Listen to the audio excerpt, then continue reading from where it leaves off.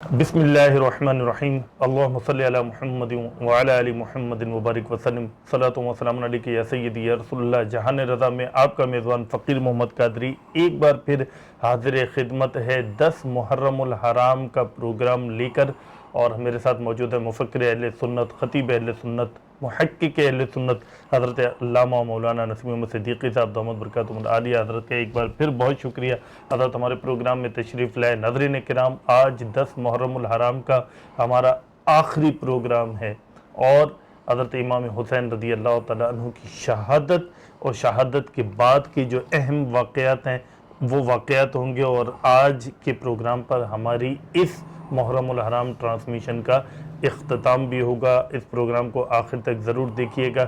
حضرت کیا ارشاد فرماتے ہیں امام حسین رضی اللہ تعالیٰ عنہ کی شہادت؟ بسم اللہ الرحمن الرحیم۔ اللہ رب سیدنا محمد صلی اللہ علیہ وسلم، نحن عباد سیدنا محمد صلی اللہ علیہ وسلم۔ شہادت جو دردناک ہے، اور اس پر بات کرنا بھی اتنا آسان نہیں ہے، اور بڑا حوصلہ چاہیے اس کے لیے بھی، لیکن امام علی مقام نے جب میدان میں نکل کر کے اپنی شجاعت اور بہادری کے جوہر دکھائے ہیں، تو وہ امام علی مقام کے مزاج کے مطابق ہے۔ اور یہ میں نے مزاج کا کلمہ اس لیے استعمال کیا کہ امام علی مقام اکثر باتوں میں اپنے بھائی امام حسن سے بہت سی چیزوں کو موازنہ کرتے تھے، کمپیئر کرتے تھے، اور یہ آپ کا مزاج تھا۔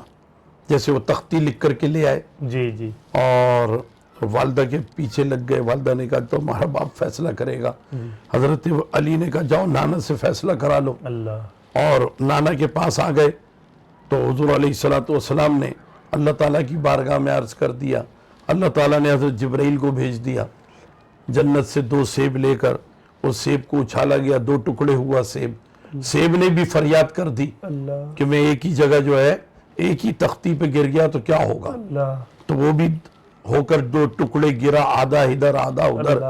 تو امام علی مقام ہی لائے تھے، امام حسن نے ضد نہیں کی تھی کہ تم نے تختی لکھی ہے میں نے بھی لکھی ہے چلو فیصلہ کرائیں۔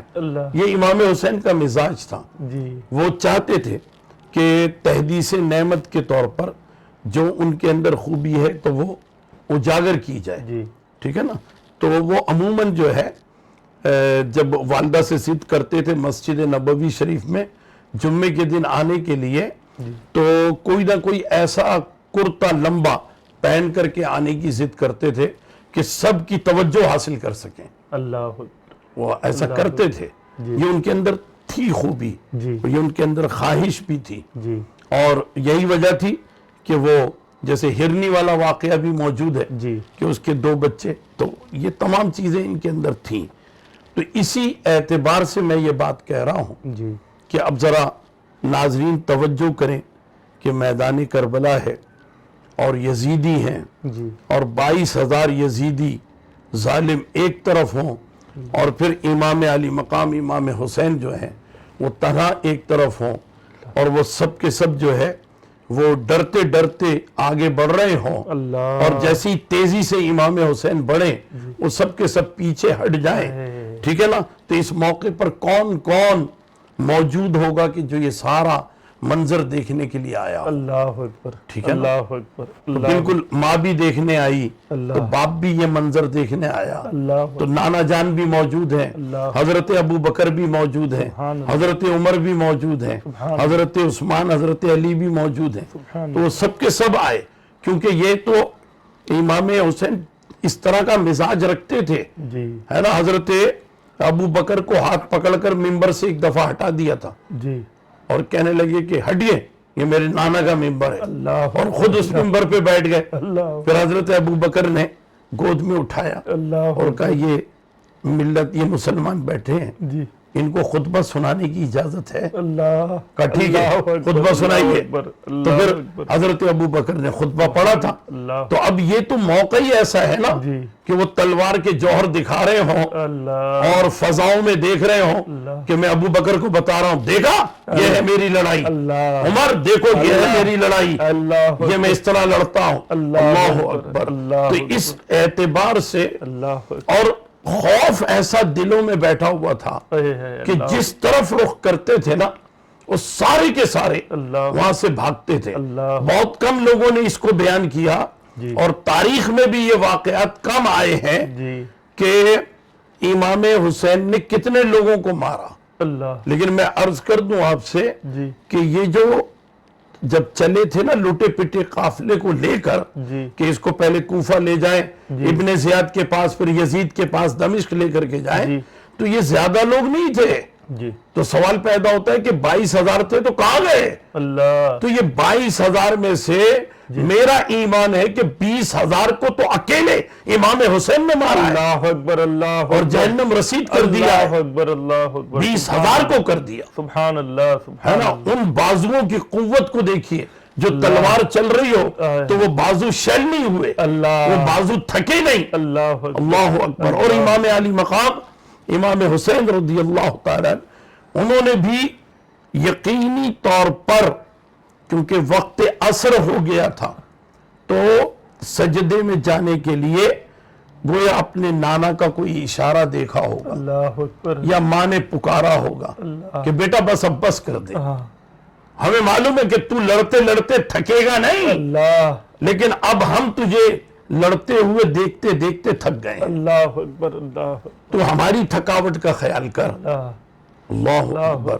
تو امام علی مقام امام حسین نے جو اس موقع پر سجدہ کیا ہے نا، وہ بڑی اہم بات ہے۔ خولی بن یزید اور شمر ذل جوشن اور سنان تینوں ہی قریب تھے، اور اس کے بعد امام علی مقام نے تینوں سے بات بھی کی ہے اور تینوں کے بارے میں پوچھا بھی ہے اور تینوں کی شناخت بھی کی ہے، اور پھر تصدیق کی ہے کہ میرے نانا نے صحیح فرمایا تھا کہ بیٹا حسین تجھے وہ شہید کرے گا جس کے سینے پر کتے کے بال ہوں گے اور جس کی پشت پر خنزیر کے بال ہوں گے۔ تو یہ جسمانی کیفیت جو ہے یہ شمر ذل جوشن کی تھی۔ تو اس اعتبار سے امام علی مقام امام حسین انہوں نے جب سجدہ کیا ہے تو آپ یہ دیکھیں کہ پہلے ہی سجدے میں انہوں نے عجلت کا مظاہرہ کیا اور آپ کے سر اقدس کو آپ کے جسم سے الگ کر دیا، دوسرے سجدے کا موقع نہیں دیا۔ یہ بڑی اہم بات ہے، اور یہ اس لیے اہم ہے کہ دیکھیے ہم دو سجدے کرتے ہیں، دونوں سجدوں کے درمیان جلسہ کرتے ہیں، جلسے میں ہم اللہم اغفر لی پڑھتے ہیں، ٹھیک ہے۔ جب ایک اکیلا آدمی، ایک گناہگار آدمی دو سجدے کرتا ہے اور اس کے درمیان اللہم اغفر لی پڑھتا ہے تو اپنی نیت ہوتی ہے اللہ میرے گناہوں کو بخش دے، تو نے مجھے سجدے کی توفیق دی، میرے گناہوں کو بخش دے۔ اور جب یہی پڑھتے پڑھتے پڑھتے پڑھتے بڑا ہو جاتا ہے، اس کے بچے ہو جاتے ہیں، بچوں کے بچے ہو جاتے ہیں، تو یہ اللہم اغفر لی کا دائرہ بڑھا دیتا ہے، تو پھر اس وقت یہ نیت رکھتا ہے کہ اللہ مجھے بھی بخش دے، میری اولاد کو بھی بخش دے، میری اولاد کی اولاد کو بھی بخش دے، میرے ماں باپ کو بھی بخش دے۔ دائرہ بڑھتا ہے۔ استاد جب سجدہ کرتا ہے تو سارے شاگرد اس کی اس دعا میں شامل ہوتے ہیں، اور ایک شیخ طریقت جب سجدہ کرتا ہے تو دونوں سجدوں کے بیچ میں اللہم اغفر لی کا مطلب یہ ہوتا ہے کہ میرے 1,00,000 مرید ہیں تو اللہ انہیں بھی بخش دے، 2,00,000 مرید ہیں تو ان کو بھی بخش دے۔ تو اب آپ دیکھیے کہ امام علی مقام امام حسین نے دو سجدے نہیں کیے، پہلے ہی سجدہ کیا اور پہلے ہی سجدے میں شہادت پالی، جلسے کا موقع نہیں ملا، اللہم اغفر لی کہنے کا موقع نہیں ملا۔ اور یہ حدیث شریف موجود ہے، پیارے آقا علیہ السلام نے فرمایا جو جس انداز میں شہید ہوگا اسی انداز میں روز آخرت لایا جائے گا، اور جب اسے وہاں پر لایا جائے گا تو اللہ تعالیٰ ویسے ہی اس کے ساتھ سلوک بھی فرمائے گا، جیسے حضرت عثمان غنی رضی اللہ تعالیٰ وہ تلاوت قرآن کرتے ہوئے وہاں پر آئیں گے.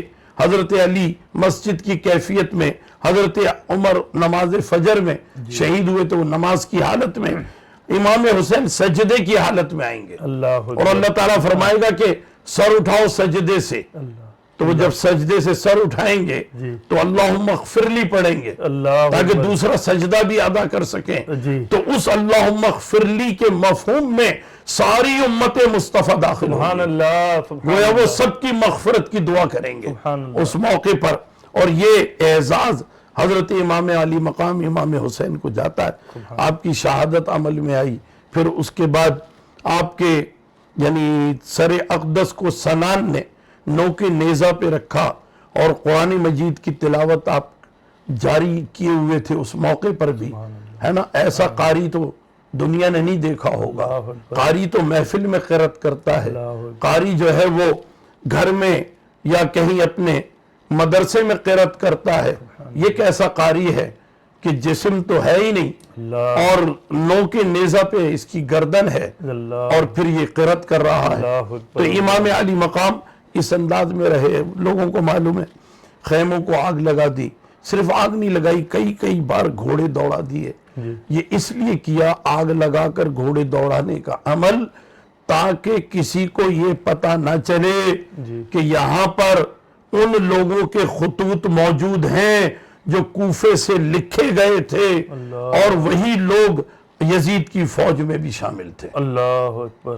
تو امام علی مقام کو جن لوگوں نے دھوکہ دیا تھا وہ دھوکے باز لوگوں کے خطوط جو ہیں وہ گویا آگ لگنے سے پامال ہو جائیں، ختم ہو جائیں، ورنہ یہ باقیات جمع ہوتی تو آج ہمارے پاس وہ خطوط بھی آ جاتے جی کہ کن کن لوگوں نے خط لکھا تھا اور امام علی مقام کو اپنی وفاداری کا یقین دلایا تھا. جی اور پھر اس کے بعد امام علی مقام نے آپ کے قافلے نے، کیونکہ سب کے ساتھ یہ ان کو گھوڑے یا اونٹوں پر رسی سے باندھ کر کے اپنے ساتھ لے جایا گیا اور یزید کے دربار میں پیش کیا گیا.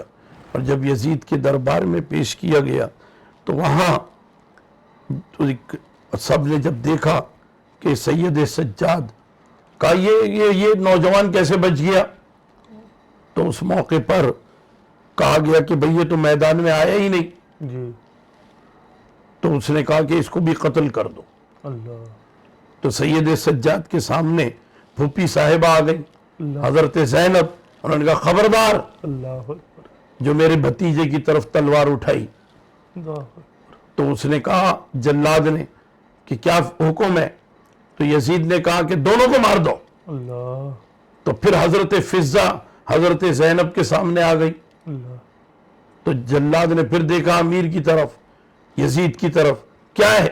کہا تینوں کو قتل کر دو. جی تو جب وہ آگے بڑھا نا جلاد تو اس بڑے غور سے دیکھ رہا تھا حضرت فضہ کو، جی اس کے ہاتھ سے تلواری گر گئی. اللہ اس نے یزید کو کہا کہ یہ تو میرے آقا کی ملکہ ہے، شہزادی ہے. اللہ کیونکہ یہ حضرت فضہ تو وہی تھی نا جی جو حبشہ کے بادشاہ نجاشی رضی اللہ تعالیٰ عنہ کے دربار سے آئی تھی مدینہ المنورہ. اللہ اکبر. اللہ تو جلاد پہچانتا تھا جی کہ یہ فضہ کون ہے. جی تو اس طرح جو ہے نہ حضرت فضہ نہ حضرت زینب نہ حضرت سید سجاد وہ نہیں ہوا یہ موقع. لیکن بہرحال حضرت زینب نے وہاں بڑا فکر انگیز خطاب فرمایا اور آپ کے خطاب سے گھبرا گیا یزید. تو اس نے فوراً جو ہے کہا اذان دے دو. تو جب اذان دی گئی تو وہ پھر پھنس گیا.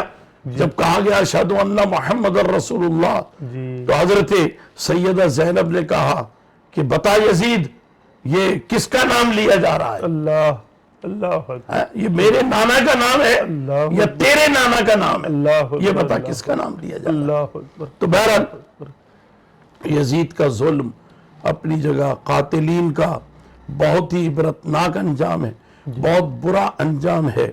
اور بعض قاتل تو ایسے تھے کہ جو پیاس کرتے تھے اور پیاس نہیں بجھتی تھی. اللہ تو طبیبوں نے کہا کہ ان کو پیشاب پلاؤ تو پیاس بجھ جائے گی. اللہ تو پیشاب پیتے ہوئے مرے. اللہ اکبر. امام علی مقام کے قاتلوں کے ساتھ یہ اللہ تعالیٰ نے غیبی طور پر یہ حشر ہوا ہے. اللہ اکبر. اور یہاں بس ایک بات آخری عرض کر دوں کہ امام علی مقام نے کسی کرامت کا مظاہرہ اس لیے نہیں کیا کہ جو آپ کے سامنے تھے وہ سب کے سب داڑھی والے تھے.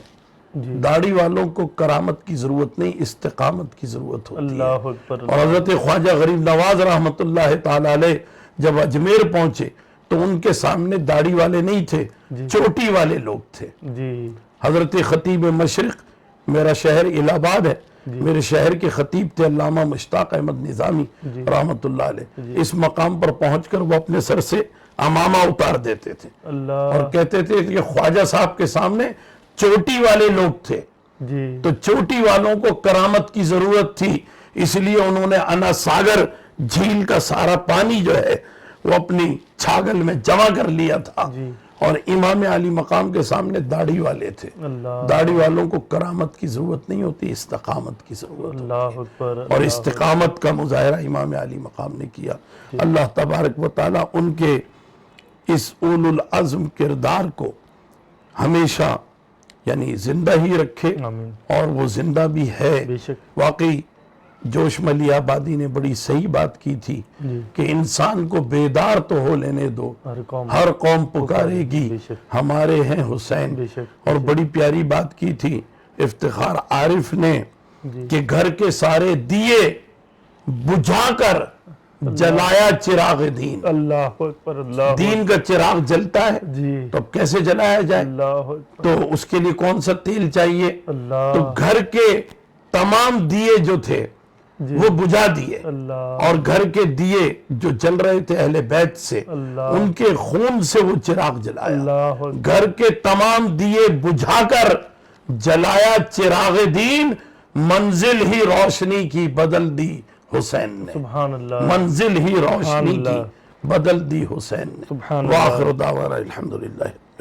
جزاک اللہ جزاک اللہ. حضرت علامہ نسیم احمد صدیقی صاحب دامت برکاتہم العالیہ داستان کربلا بیان فرما رہے تھے. 10 روزہ پروگرام تھا، مختصر پروگرام کر کے ہم نے کوشش کی کہ داستان کربلا کے اہم ترین واقعات آپ تک پہنچا سکیں. حضرت نے بہت کرم نوازی فرمائی، ہمیں بہت وقت عطا فرمایا، طبیعت بھی ناساز رہتی ہے، اس کے باوجود حضرت نے جہان رضا کو اتنا وقت دیا. حضرت اللہ آپ کو جزائے خیر عطا فرمائے. اللہ آپ کا سایہ ہم پر اہل سنت پر تادیر قائم و دائم فرمائے. ناظرین کرام، ہم نے چھوٹی سی ایک کوشش کی کہ اہل بیت اطہار اور حضرت امام علی مقام امام حسین رضی اللہ تعالیٰ عنہ کی بارگاہ میں اپنی طرف سے عقیدتوں کے چند نذرانے پیش کر سکیں. اللہ تبارک و تعالیٰ جہان رضا کی ٹیم کی اس کاوش کو قبول فرمائے اور اس کاوش کو ہمارے لیے ذریعہ نجات و ذریعہ مغفرت بنائے. وآخر دعوانا ان الحمدللہ رب العالمین. والسلام علیکم ورحمۃ اللہ وبرکاتہ.